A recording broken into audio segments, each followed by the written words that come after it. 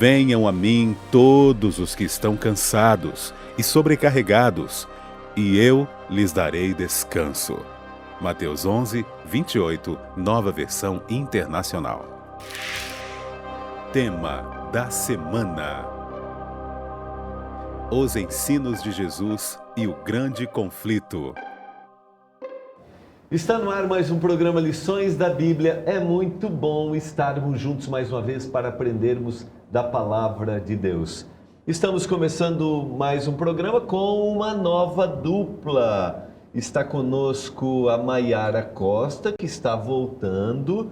Já esteve algumas vezes comigo, duas vezes, pastor. 2 vezes, né, Maiara? Sim. A Maiara, que é conselheira de um setor aqui da Novo Tempo que nós chamamos Escola Bíblica. Ou seja, aqueles telespectadores que precisam tirar alguma dúvida da Palavra de Deus, aqueles que precisam de um aconselhamento, entram em contato com a Escola Bíblica e podem, num desses contatos, conversar com a Maiara, que é uma estudiosa da Palavra de Deus. Seja bem-vinda. É uma alegria poder ter você com a gente de novo, Maiara. Muito obrigado, pastor. Eu também estou muito feliz. É sempre bom poder voltar ao Lições da Bíblia para estudarmos juntos e aprendermos mais da Palavra de Deus. A Maiara que com certeza, por onde anda aos sábados, compartilha o que estuda durante a semana, né, Maiara? Com certeza. E tem muitos amigos, né, que quando sabem que vamos fazer gravações, que vamos participar dos programas, ficam cobrando os abraços. Então, eu queria pedir permissão para o senhor, pastor. Fique à vontade. E queria mandar alguns abraços. Você está me abraços. motivando porque eu não mandei abraço ainda Pois nessa então. temporada, hein? Estou com uma lista aqui. Depois é a minha vez, por favor. Sim. E eu gostaria de mandar um abraço para os amigos da Igreja Central de Marechal Rondon, no Paraná, da Igreja Central de Guaíra e os amigos da Igreja do Jardim São Pedro, em Mogi das Cruzes, São Paulo. Guaíra, também no Paraná. Também no Paraná. Aquela que divide ali com Mato Grosso. Que divide com Mato Grosso e o Paraguai. Exatamente. Estive lá no ano passado e foi muito bom. Que legal. O meu sogro foi pastor do outro lado, a primeira cidade do Mato Grosso do Sul, que é Mundo Novo. Ah, sim. Já ouvi falar de Mundo Novo. Passa por Guaíra, atravessa o rio. É o Paraná ali, né? Paraná. É o Rio Paraná. Do outro lado está Mundo Novo. Sim. Temos aqui o pastor Denis Morgan, pastor Denis, que é pastor da Igreja Adventista Central de São José dos Campos. Exatamente. Seja bem-vindo, é a primeira vez com a gente aqui, Primeira né, vez, pastor? inclusive eu estou muito agradecido pelo convite. Eu assisto ao programa Lições da Bíblia e estou feliz em poder participar aqui. E junto com a Maiara, que nós já participamos. Fizemos uma parceria na rádio, Lições também. da Rádio. Isso. Legal. Trabalhamos lição também na rádio. Sim. E agora, juntos aqui. Juntos, pastor. Felicidade estar com vocês, pastor. Que legal, um privilégio muito grande, pastor Denis Morgan, que tem um lindo testemunho de mudança de vida, de sua qualidade de vida, alimentação, exercício físico. Tem vídeos gravados, né, pastor? Sim, temos um vídeo, inclusive, que está rodando aí pelas igrejas da América do Sul, todas as igrejas Adventistas. Minutos de Saúde 2015. É. Tem um vídeo de 7 minutos lá, contando a minha trajetória. Há 3 anos atrás eu pesava aproximadamente 120 quilos. Uau. E daí comecei um processo de reeducação alimentar, de exercício físico, de mudar a forma de pensar e de se alimentar. E aí eu eliminei 42 quilos num processo. Foi muito benéfico para mim, para a minha família, enfim. Foi uma bênção para as igrejas, pelo testemunho. Legal. E eu fico feliz em poder falar isso aqui mais uma vez. Muito bom, seja bem-vindo. Pode falar, Por pastor. falar nisso, tem a minha turminha em casa esperando aquele abraço. Né? Eu preciso dar um fica abraço bom. lá para um Faça beijo. uma média, faça uma Tem média. que fazer. Elisângela, aquele coração de sempre lá da Leite e também o Antônio, Ana Clara, um beijo para vocês. As igrejas onde eu pastoreei e agora a minha igreja do coração, que é a Igreja Central de São José dos Campos e todas as igrejas que compõem o meu distrito. Eu sei Um que abraço você tem vindo ao programa da Darleide com alguma frequência, né? Participo com a Darleide lá, a convite, é sempre muito bom participar lá. A gente trabalha temas de família ali no programa. Legal. Eu gosto dessa área de família também. Muito bom. Muito bom recebê-los aqui. Nós vamos orar a Deus neste momento, pedindo iluminação. Eu sempre gosto de mencionar que nós temos o nosso guia de estudos que nos conduz, sistematiza, nesta temporada está sistematizando o tema do grande conflito, a luta entre o bem e o mal, mas ele conduz, o guia nos conduz à palavra de Deus. Maiara, você pode orar para a gente, por favor? Sim.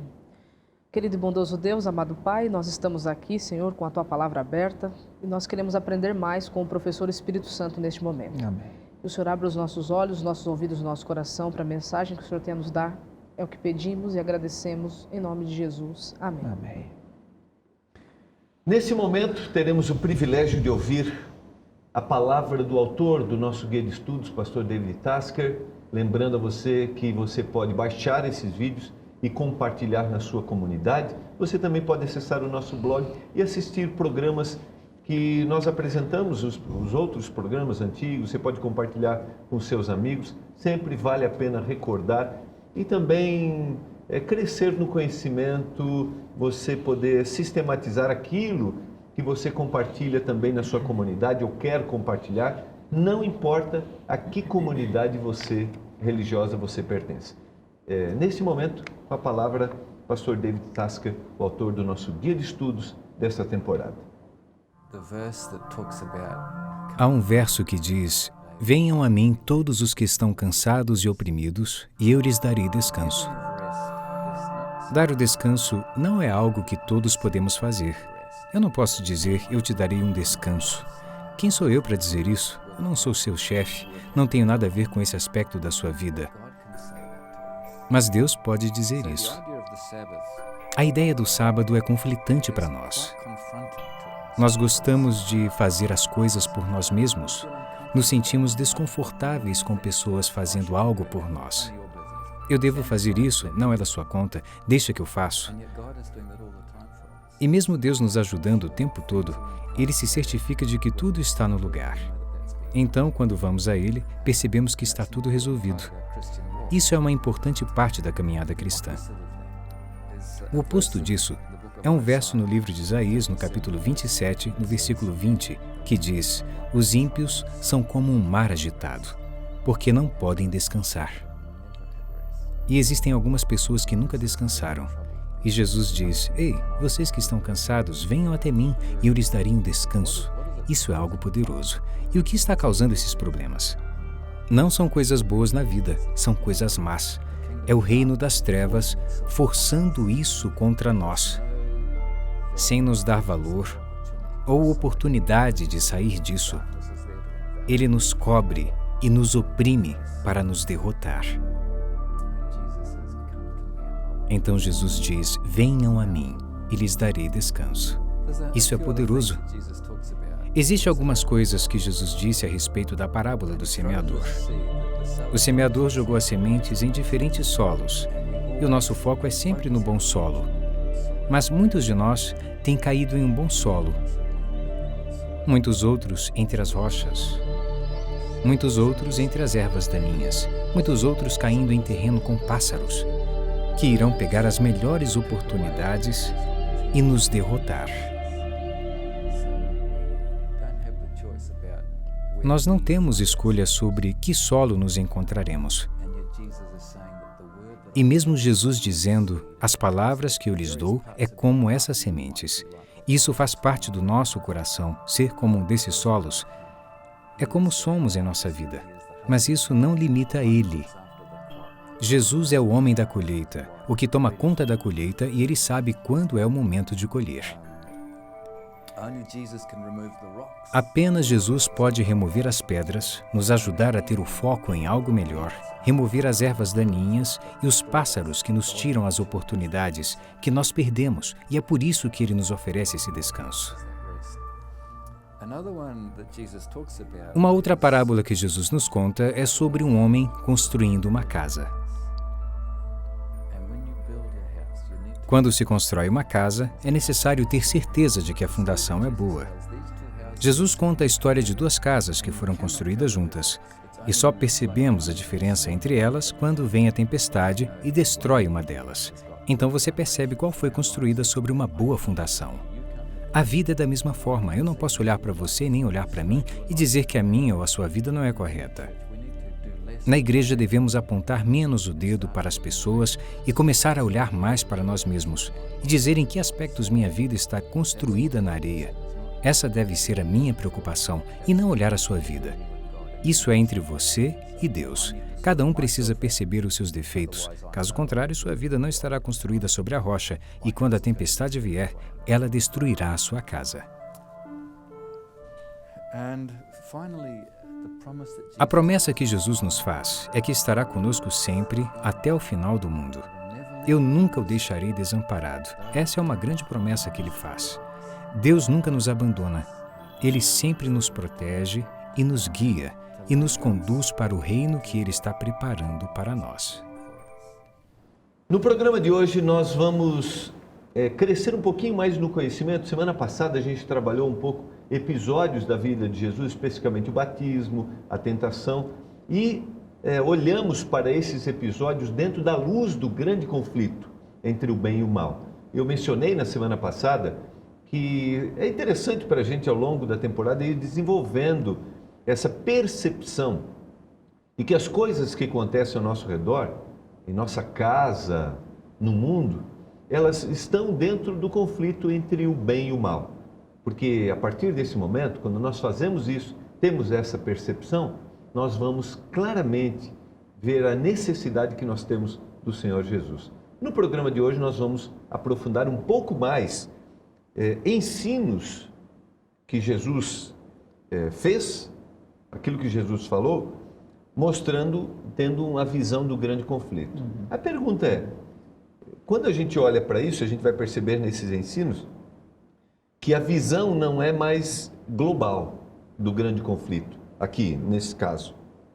A visão agora o objetivo do Guia de Estudos é mostrar para a gente que há uma luta e essa luta ela deve também ser percebida de forma pessoal, individual. Por que é importante que a gente não olhe somente o conflito de uma forma geral, mas olhemos o conflito entre o bem e o mal de forma pessoal? Por quê? Olha, pastor, é importante nós olharmos o conflito de forma individual, porque quando nós tiramos os nossos olhos do geral, nós começamos a prestar um pouquinho mais atenção no nosso redor e aquelas dificuldades, aqueles problemas que a gente enfrenta na vida, nós começamos a entender de uma outra forma, com outro pano de fundo e uma outra expectativa. Se nós abrirmos a Bíblia em Efésios capítulo 6, versículo 12, ali o apóstolo Paulo nos faz a seguinte advertência: pois nós não estamos lutando com seres humanos, mas com as forças espirituais do mal que vivem nas alturas, isto é, os governos, as autoridades e os poderes que dominam completamente este mundo de escuridão. Então, quando eu entendo que eu estou inserido dentro de um grande conflito, aonde o trono do meu coração vai ser disputado por Deus ou pelo inimigo, eu tenho que me posicionar de uma forma diferente em relação ao mal, ao sofrimento, às provações, às dificuldades, às tentações, e eu passo a entender de uma forma diferente que aquele que passa a fazer parte do lado de Cristo vai acabar incomodando o lado das trevas e vai se tornar um alvo nesse conflito. Sem dúvida alguma. Nós estudamos ao longo do trimestre que o conflito é uma luta entre o inimigo e Deus, mas que por conseguinte atingiu também toda a raça humana, de modo que não é uma luta entre anjos e demônios somente. Ela afeta cada ser humano neste mundo de pecado. Então, cada decisão que eu tomo, cada lugar que eu vou, cada atitude que eu efetuo, ela está ligada ao conflito, ou positiva ou negativamente.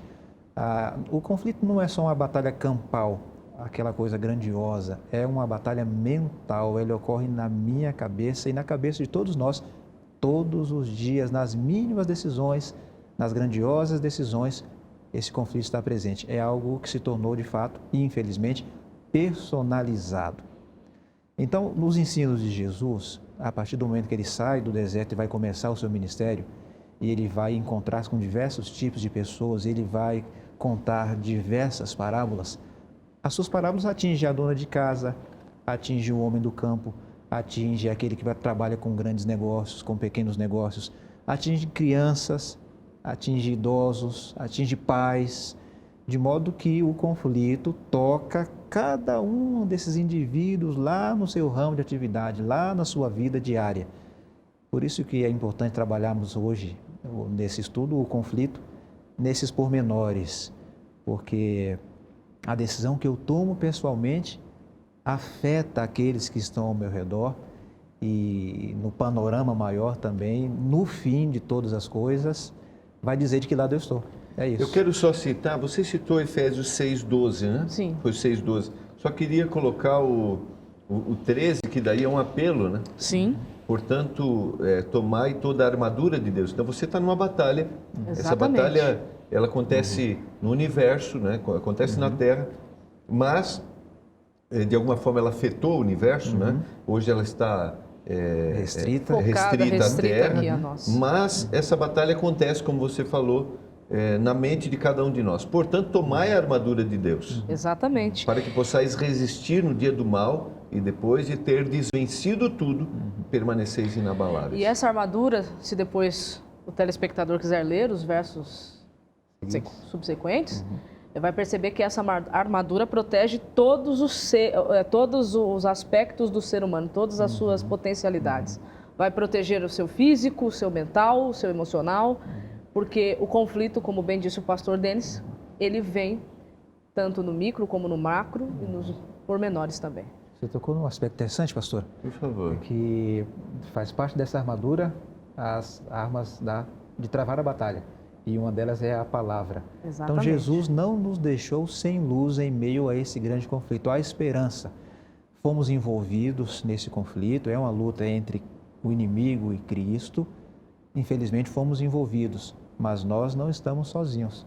Jesus deixou para nós as armas para combater esse conflito. E um deles é a palavra.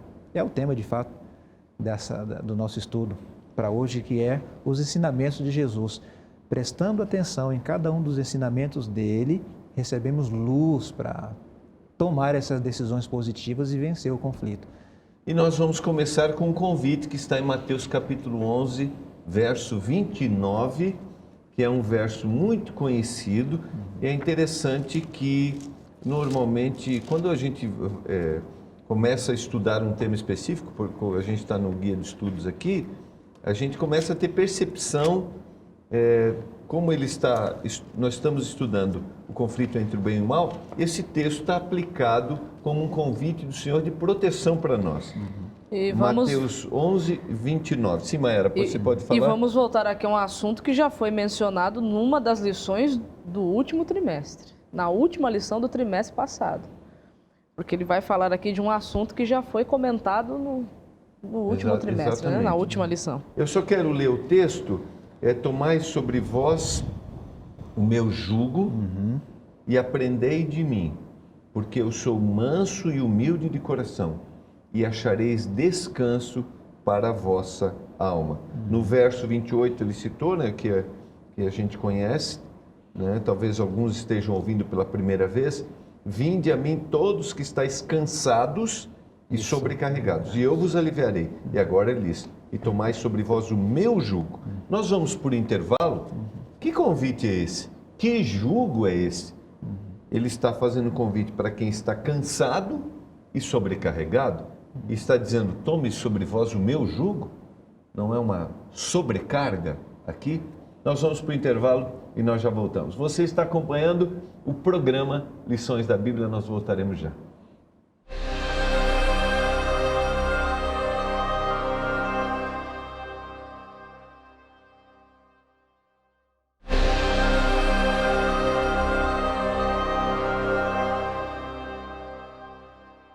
Nós estamos voltando, você está acompanhando o programa Lições da Bíblia. A Maiara me motivou aí no primeiro momento.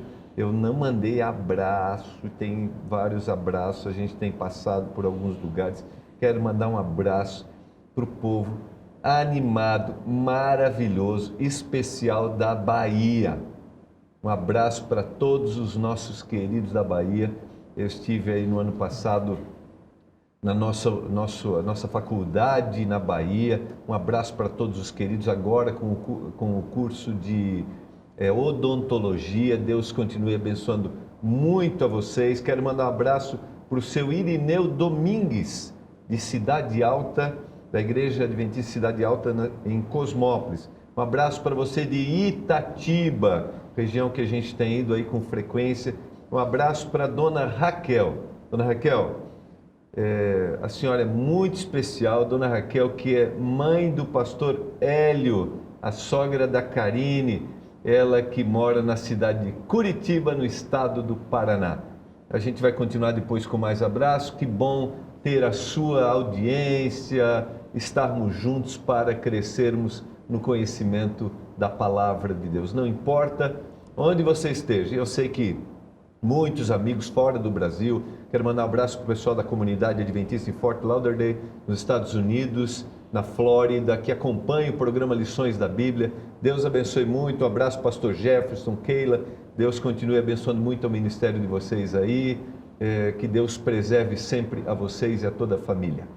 Vamos, eu tenho que completar, né? Tem que completar a família, né? Tem que mandar um abraço para o Diego, né? E para a Isabela, porque senão fica complicado, né? Pastor Jefferson, Keila, Isabela e Diego e toda a comunidade adventista em Fort Lauderdale, nos Estados Unidos, você que acompanha o programa Lições da Bíblia. Vamos adiante? Vamos seguir. Vamos explicar aí: tomai sobre vós o meu jugo e aprendei de mim, porque eu sou manso e humilde de coração. É uma sobrecarga? E havia realmente aqui uma sobrecarga. Quando você lê o texto dentro do contexto, principalmente o contexto histórico no qual Jesus estava se referindo, o jugo que era colocado sobre o povo ali eram os ensinamentos da Torá. Só que os ensinamentos da Torá não eram para ser pesados, era para tornar a vida mais leve e dar uma nova maneira de viver para as pessoas. Só que a forma como esse jugo estava sendo imposto estava se tornando algo muito cansativo. Então Jesus vem e faz um contraponto. Eu quero que vocês ponham sobre vocês o meu estilo de vida, a minha maneira de viver. E ela vai ser mais leve, desde que vocês coloquem sobre mim todo o peso de pecado que vocês estão carregando. E lá no Sermão do Monte, ele em realidade dá essa... Né? Sim. Ele mostra exatamente o significado de todos os ensinamentos, que era realmente prazeroso. Né? Traz de volta a espiritualidade que a Torá tinha e que foi se perdendo por causa das tradições e das imposições. Graças a Deus, no conflito, Jesus nos encontra onde estamos. As palavras dele, dirigidas para quem estava ouvindo aqui nesse texto, uma sociedade agrária, uma sociedade rural, pessoas que lidavam com o campo, pessoas que possivelmente tinham bois e sabiam exatamente o que Jesus estava falando. Sim, tomem o meu jugo. Eles faziam assim. Tinha um boi já idoso, porém forte e muito experimentado no trabalho. Esse boi puxava o carro ou puxava o arado. Para substituir esse boi, colocavam um novo, mas havia um processo que acontecia. Então, não era de imediato tirar aquele antigo e mais forte. Colocava o novo junto com ele. O jugo era canga. Era duplo para os dois. Para que ninguém carregasse mais peso do que funcionava ninguém. assim. E o boi velho... O boi velho ensinava... Aqui é Cristo, ensinava o mais novo. Ele conhecia o caminho e ele era mais forte.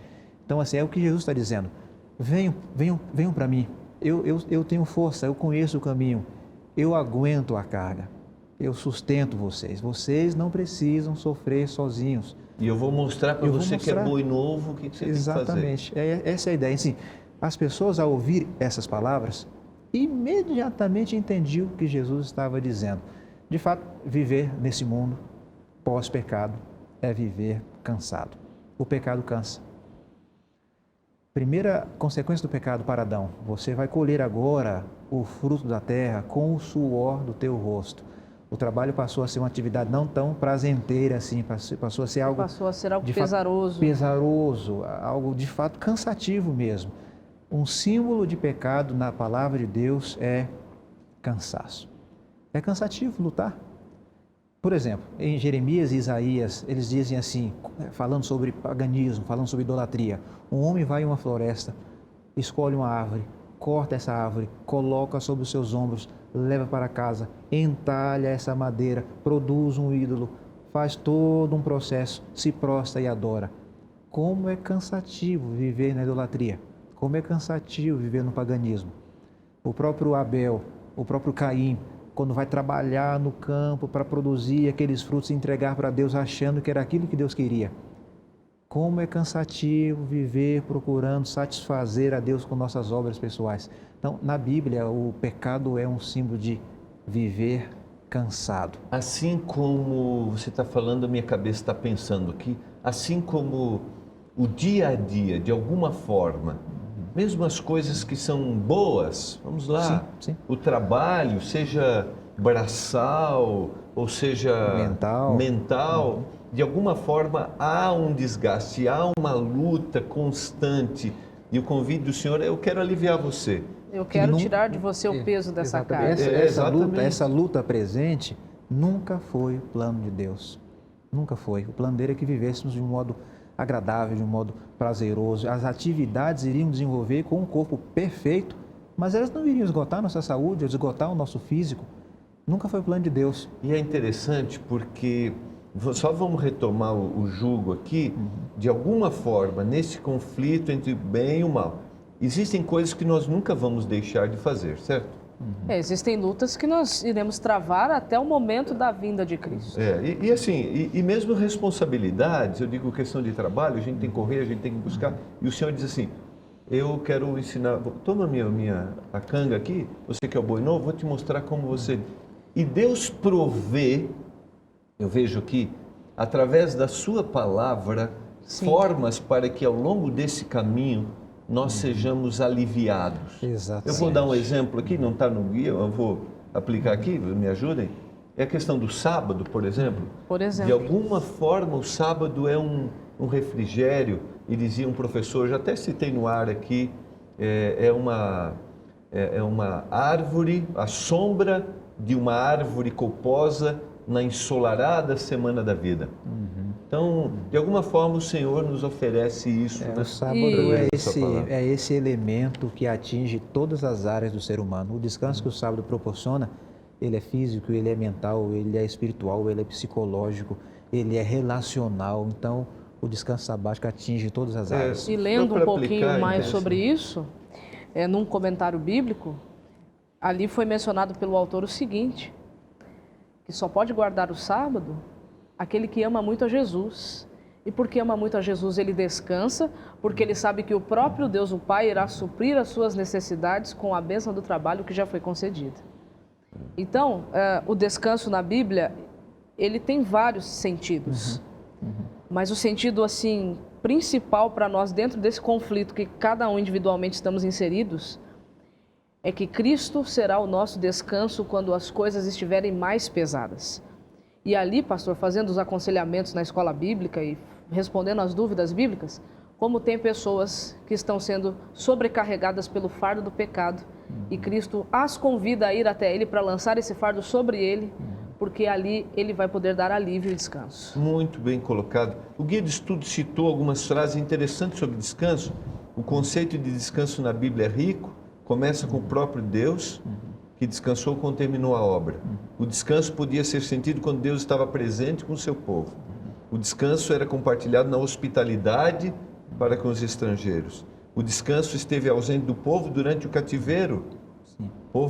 Porque o descanso aqui era o sinônimo da presença de Deus, que trazia o refrigério, a restauração, né? Exatamente.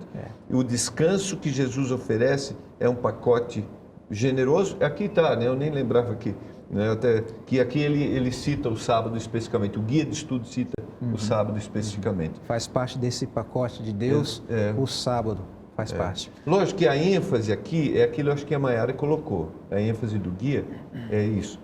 É me aliviar da sobrecarga de pecado. Sim. Essa grande... Porque como na época, para a liderança religiosa, essa sobrecarga vinha através única e exclusivamente da obediência, e aí por ser através da obediência, ficava muito pesado, porque não dá para obedecer tudo o tempo todo, porque somos pecadores e precisamos da ajuda de Jesus. Ou eles, talvez, eles colocaram através da obediência. Exatamente, porque nunca foi através da obediência. O entendimento sempre foi através da graça. Então Jesus ele vem e diz assim, a obediência ela é importante, mas quando ela está debaixo do guarda-chuva da graça. Porque primeiro eu tiro o seu fardo para depois eu ensinar para você a forma como eu quero que você viva. Exatamente. Mas quem tira o seu fardo sou eu, Jesus. Exatamente. tenho um texto, para somar aqui as nossas ideias, eu estou com um texto aqui na cabeça, pastor. Por favor. Que é o de Isaías, capítulo 48, verso 22. É um verso interessante nesse conceito aqui de descanso e cansaço. Vejam só, para os perversos, todavia, não há paz, diz o Senhor. Em outras versões diz, não há descanso para o ímpio. Não há segurança, não há descanso para o ímpio. Essa vida de tentar satisfazer a Deus com obras, em fazer para ser aceito. Então, nós já somos aceitos pelo sangue de Cristo, pela fé em Jesus, pela presença do Espírito Santo conosco. Deus já nos aceitou. Ou buscar, pastor Denis, buscar para preencher vazios do coração. Também. Que nunca haverá tranquilidade. Exatamente. Sempre haverá. Quero ir adiante, vamos para o próximo exemplo, que é a parábola do semeador? Sim. É isso? Mateus capítulo 13. Vamos olhar para esta parábola. Vamos relembrar aquele que talvez esteja ouvindo pela primeira vez, só para lembrar a parábola do semeador. É uma ilustração que o Senhor usa. A semente que é lançada e ela cai em solos diferentes, quatro tipos. 4 tipos de solos. Isso. Podemos pensar um pouquinho aqui e aplicar? Sim. Geralmente, quando lemos esse texto, aplicamos na pregação do Evangelho. O indivíduo sai para semear e daí ele encontra 4 tipos de pessoas. Mas sabia que esse texto pode ser aplicado também para o ambiente da igreja? Há na igreja 4 tipos de pessoas também. Obviamente, não compete a nós julgar quem é quem são essas 4 tipos de pessoas. Deus o sabe. Mas esse texto não é aplicado só na pregação do Evangelho. Ao sair, encontramos lá com diferentes 4 situações. No dia a dia, eu posso ser uma dessas 4 pessoas. Na minha igreja, eu encontro esses 4 tipos de pessoas. Solo de beira de caminho, rochoso, espinho ou e a terra boa, a terra produtiva. Encontramos no mundo como um todo, dentro e fora da igreja. Compete a nós não julgar e buscar ser esse bom solo. Eu creio que vale a pena lembrar a aplicação de cada uma, né? Primeiro é aquele que a semente foi lançada, mas vem o maligno, arrebata e leva embora. Ela cai ali no solo arenoso, não é? Isso. Segundo aceita a mensagem com alegria, mas não há um aprofundamento, né, nessa mensagem.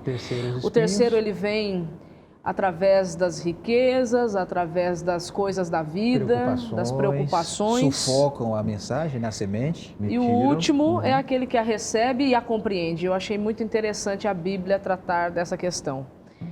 Nós precisamos compreender a mensagem para que ela possa ter uma boa frutificação na nossa vida. Nós precisamos nos aprofundar nessa mensagem para que ela possa criar raiz. E nós vamos ter que lidar com distrações do inimigo para tentar nos fazer desistir dela através das coisas da vida, das preocupações, das tribulações. Mas teremos que permanecer firmes para que o nosso coração possa ser um bom solo. O Senhor sempre desejando levar a mensagem de salvação. Sim. O Senhor oferecendo o bem e o inimigo criando situações para que isso não alcance meu coração e não dê frutos. E aqui a parábola trabalha várias formas, né, que ele pode fazer isso. Através de um aprofundamento, né, através de problemas, através de distrações. Inclusive o guia, ele trouxe um texto muito interessante, que diz assim, né? Satanás e seus anjos estão nas reuniões em que o evangelho é pregado. Enquanto os anjos do céu se esforçam para impressionar os corações com a palavra de Deus, o inimigo está alerta para torná-la sem efeito. Com fervor comparável apenas à sua maldade, procura frustrar a obra do Espírito Santo.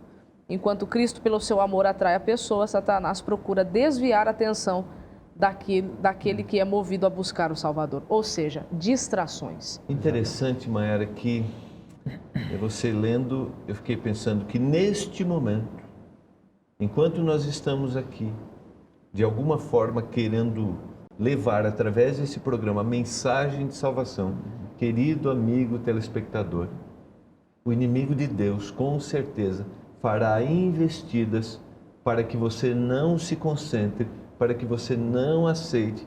Você que talvez esteja ligando pela primeira vez ou não tem o hábito de ler a Bíblia, de estudar, lembre-se que haverá constantemente uma luta. Constantemente. Agora, uma coisa é certa, venha ao Senhor, aceite o convite, para que essa semente da palavra seja plantada no seu coração, dê frutos, e aí sim você tenha realmente uma vida feliz. Aí você terá, como leu o pastor Denis, você terá a verdadeira paz. Nós vamos para o intervalo e nós voltaremos para o último momento do programa Lições da Bíblia de hoje.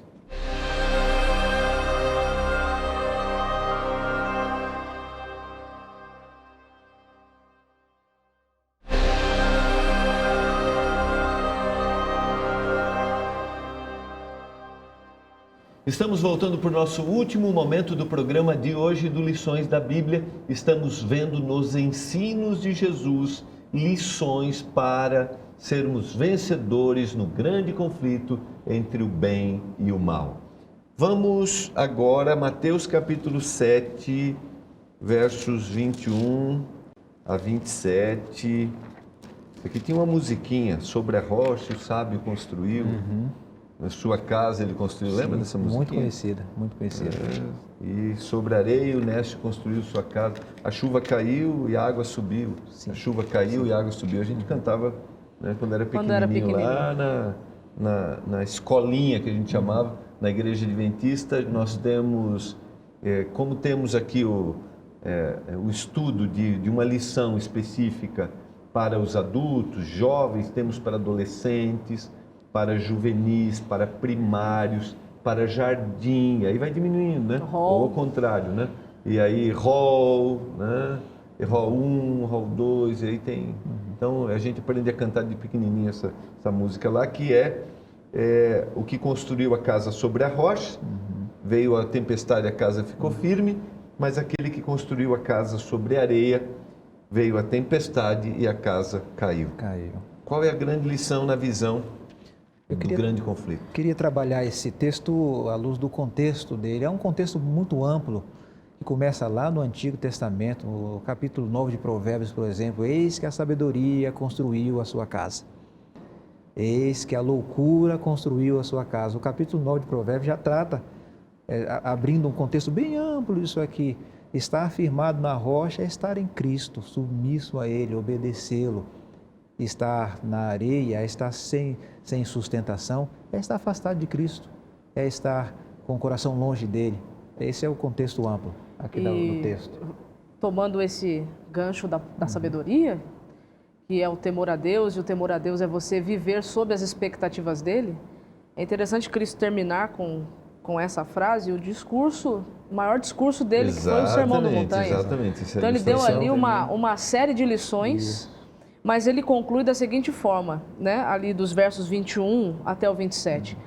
A lição que eu pude aprender com o que eu li aqui foi a seguinte: cuidado se você tem a sua vida centralizada demais em você. Porque pode ser que naquele grande dia você acredite que tenha feito grandes coisas em meu nome, mas na verdade você nunca me conheceu, porque você não teve a sua vida firmada na minha vontade, firmada em mim, que eu sou a rocha.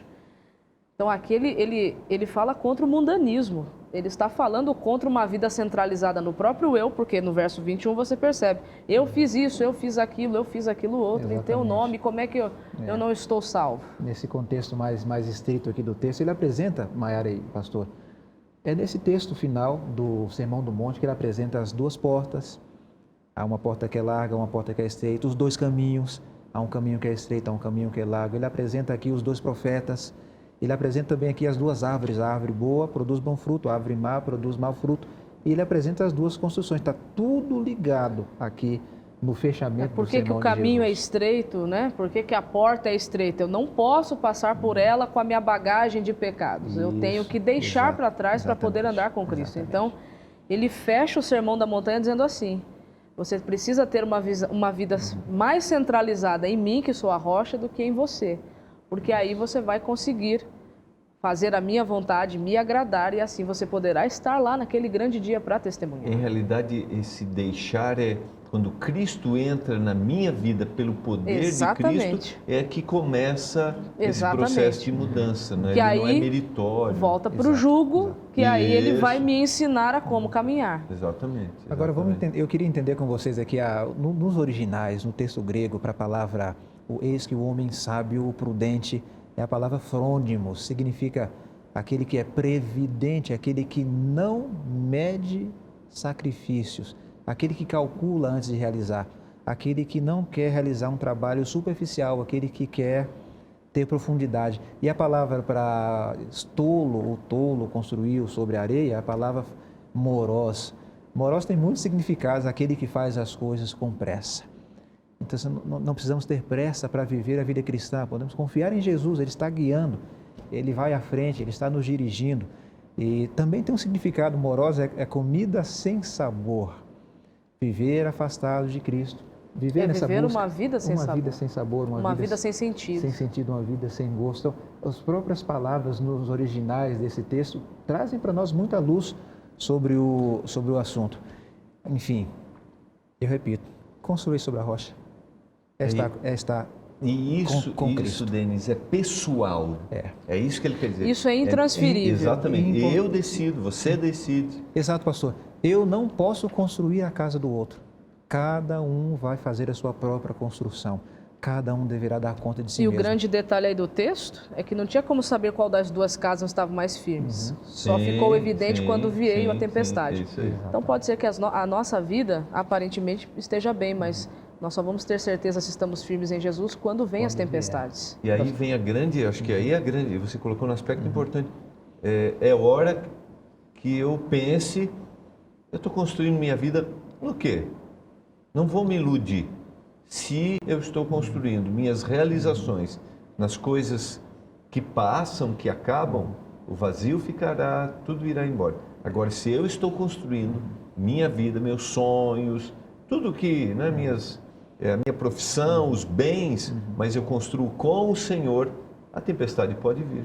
Isso. E vai Exatamente. permanecer. E permaneceremos. Interessante, para a gente pensar. Vamos adiante, é o texto de Mateus capítulo 7. Ainda Sete. Mateus. não julgueis para que, 7 verso 1, não julgueis para que não sejais julgados. Você sabe que esse texto aqui é doído, né? Porque ali, se você for para os originais em grego, o julgar ali é assumir a posição de um juiz para dar uma sentença. Então Jesus está querendo dizer assim, olha, não fique sentenciando a intenção dos outros, porque com a mesma sentença, com a mesma medida que você usar, vai ser usado com você também. E que tentação que cada um de nós sofremos de sermos juízes das pessoas. Tremendo. A grande questão é que nós sempre imaginamos que somos melhores do que o outro, mais capazes, mais importantes, e sempre achamos que os outros estão no nível abaixo do nosso. Esse é o problema do julgamento. Se nós efetuássemos o julgamento e colocássemos o outro acima de nós, mas infelizmente nós sempre estamos acima no julgamento. E qual é o problema? Assumir a posição de Deus. Quando eu julgo o outro, eu me coloco no lugar de Deus. E aí existe a dificuldade. Eu não tenho todas as informações sobre o outro ou sobre tudo, só Deus tem. Então, assim, eu posso ver alguém realizando uma ação, mas eu não conheço os motivos, não conheço as intenções, eu não conheço o histórico. Desde o dia que aquela pessoa nasceu até o presente momento, só Deus é que tem todas as informações. Não nos compete julgar. Não nos E compete. até o guia de estudos usou uma expressão, moralidade são pensamentos e atos. É uma coisa que ocorre não só no campo da ação, Não, mas é do algo pensamento. muito mais profundo do que nós é, podemos ver. E Deus sabe, só Ele, Sim. só Ele. Tem um texto de Paulo, pastor, que eu gostaria de compartilhar. Por favor. É o que está lá em Romanos capítulo 2. Ali no verso 21, pode começar a ler do verso 17, mas eu vou ler só apenas o 21 e o 22, que ele diz assim: você que ensina os outros, por que é que não ensina você mesmo? Você afirma que não se deve roubar, mas por que você mesmo rouba? Se você diz que não se deve cometer adultério, por que é que você mesmo comete? Você odeia os ídolos, mas rouba as coisas dos templos. Você se orgulha de ter a lei, mas você é uma vergonha para Deus porque a desobedece. Pois as Escrituras dizem: Os não-judeus falam mal de Deus por causa de vocês. Ou seja, essa questão de nós julgarmos as pessoas, de queremos ser melhores do que elas, de queremos impor sobre a vida delas coisas que nós mesmos não estamos fazendo, é algo muito sério aos olhos de Deus, é um mau testemunho muito forte. É interessante, isso em nenhum momento justifica, eu não devo julgar, não justifica o indivíduo persistir nos seus erros, Sim. porque algumas pessoas, cada um cuida da sua vida, realmente cada um cuida da sua vida. Sim. Agora eu não posso esquecer que as minhas escolhas, elas afetam aqueles que estão ao meu redor. Exatamente. Então, quando alguém diz assim, quando você tenta, nesse caso não é um julgamento, seria um conselho, uma advertência, que eu estou levando para o outro lado agora, Sim. certo? Quando você orienta alguém e essa pessoa responde, olha, cada um cuida da sua vida, você cuida da sua, eu cuido da minha. A gente como líder religioso já ouviu isso, né? Em algum momento. Não que estivéssemos julgando, mas estávamos orientando, baseado em fatos. Por que você deve abandonar isso? Não, eu cuido da minha vida. Agora não podemos esquecer que a minha escolha pode fazer minha família sofrer, a minha escolha pode fazer minha comunidade religiosa sofrer. Então é só para pensar que em nenhum momento esse julgamento pertence só ao Senhor, mas em nenhum momento o fato faz com que agora eu vou continuar do jeito que eu estou. Tudo bem, cada um dará conta, mas ao longo da vida existem A Bíblia as deve ser consequências. enxergada como um todo, não é, pastor? Esse é um texto. Existem outros textos que pedem para nós trabalharmos o que comete uma infração, o que está em pecado, o que necessita ouvir uma repreensão. Sem julgar as suas intenções. Exatamente. Por exemplo, Deus falando, eu repreendo a quantos amo. Então, assim, se vemos alguém realizando alguma atitude que é inadequada, por amor a essa pessoa devemos repreendê-la. E ela não deve encarar como sendo a execução de um julgamento. Não. Ou de um juízo final. Ou de um juízo. A Bíblia tem que ser De enxergada maneira assim. nenhuma. Paulo, lá em 2 Timóteo, no capítulo 2, dos versos 24 a 26, ele pede para que, quando for corrigir ou conversar com alguém em relação a algum erro que está sendo cometido, que seja com brandura, com mansidão, com amor, para que você possa ganhar essa pessoa de volta para Deus. Mas, agora, o nosso guia fechou com uma frase interessante também. Examine a si mesmo. Então, assim, é interessante ajudarmos os outros, vermos onde eles estão falhando, procurar corrigi-los com amor, mas o maior exame que devemos realizar é o exame pessoal. Exatamente. Se cada um fizesse um exame pessoal, não seria necessário o outro nos apresentar uma repreensão. Se nós fizéssemos esse exame profundo e pessoal, nos humilhássemos de fato diante de Deus. Eu quero sublinhar duas ideias importantes para que nós não julguemos, que está no guia, antes da gente ir para o final. Primeiro, é que quando julgamos os outros, porque fazemos as mesmas coisas que estamos condenando, certo? É aquela frase, pastor, eu enxergo o meu pior defeito no outro. Exatamente. E o segundo, a outra ideia que Jesus apresenta é que, com frequência, o problema que vemos em nosso irmão ou irmã é pequeno em comparação com o nosso próprio, um problema do qual podemos nem mesmo estar conscientes. Aí entra o que você falou, a necessidade do autoexame. Vamos para o último, que para mim é um verso muito especial, Mateus 28, verso 20, e eis que estou convosco todos os dias, até a consumação, né, dos séculos. Deixa eu até abrir aqui, eu citei 28, 20, e eis que estou convosco todos os dias até a consumação dos séculos. Eu achei muito interessante. Primeiro, queria que vocês explicassem essa promessa. Segundo, o contexto em que está essa promessa, que é muito interessante. O contexto aqui é Jesus dando ali as últimas instruções para os seus discípulos pós-ressurreição. E ali ele dá a grande comissão evangélica para que seja cumprida por eles. Promete a vinda do Consolador, do Espírito Santo. E ali, depois de tantas instruções, ele diz, olha, vocês vão passar por muitas coisas difíceis, mas não tenham medo, porque eu vou estar com vocês sempre, eu nunca vou abandonar vocês. Então ali era um encorajamento de Cristo para a missão, a grande comissão que os discípulos teriam que cumprir. Isso aí, até o guia de estudos usou, aí está o foco. na alegria de resgatar pessoas Exatamente. para que elas não terminem do lado derrotado no grande conflito. Eu vou estar com você em Todos todas as os situações. dias. Agora eu vou estar com você quando você apresentar a mensagem de salvação para quem precisa ser liberto na luta entre o bem e o mal. Porque as lutas vêm. Jesus disse, no mundo tereis aflições, sobretudo quando você está envolvido na missão. Levando em conta que a missão é de Deus, ela não é nossa, mas Deus nos permite participar disso. Então as lutas vêm assim numa magnitude gigantesca, porque a missão é divina, a missão é maior do que nós. Então o inimigo não dá descanso. Mas a presença de Deus ao nosso lado, dizendo, filho, eu estou com você. Filho, Não desanime. você vai conseguir, não desanime. Todos os dias, ouvindo a voz de Deus e tendo Ele ao nosso lado, não tem como a gente desanimar ou deixar de fazer essa missão. O mais Aqui Isso é cabe uma aquela promessa frase, maravilhosa. né? Desculpa, pastor Denis, que você falou, eu lembrei. A igreja não tem uma missão, mas a missão tem uma igreja Exatamente. para se tem onde realizar. dar. Né? Pastor, eu tenho faz parte da assim, missão. quase 11 anos de batismo. E uma das coisas que eu sempre ouvi nessa trajetória é assim, que Deus não precisa de nós. E eu sempre fiquei pensando nessa frase, mas Deus não precisa de mim? Aí depois eu entendi, realmente, Ele não precisa, mas Ele faz questão.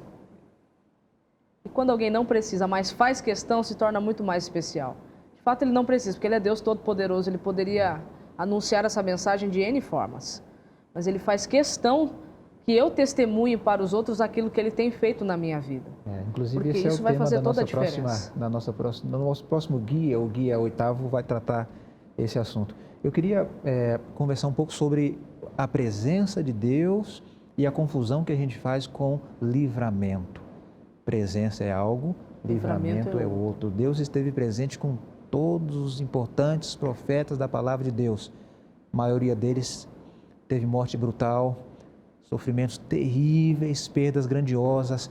Significa então que Deus... Que você não tem fé, ou que Que Deus Ele não não esteja esteve contigo. ali. Ele não esteve, não. Esteve. Sim, ao passares pelas águas, estarei com contigo. você. Ao passares pelo fogo, estarei com você. Mas veja, Ele você não vai livrou passar do pela fogo, água. não livrou Você vai da passar água. pelo fogo. Então, não confundir presença com livramento. Exatamente. Quando Deus quiser, Ele vai livrar. Muito bem colocado. Quando Ele não quiser, Ele estará conosco. Ele não livrou Cristo da cruz, mas Ele estava lá com seu Filho. Muito bom. Eu quero agradecer muito. Todos nós temos o privilégio de estarmos envolvidos com a missão, como você citou. Todos nós. A missão deve se realizar através de nós. Todos nós, seja no nosso âmbito familiar, temos uma missão de sermos uma influência para a salvação dos nossos queridos ali, da nossa comunidade, em nosso trabalho. O Senhor quer nos usar. Agora, como você mencionou, pastor, as tribulações virão.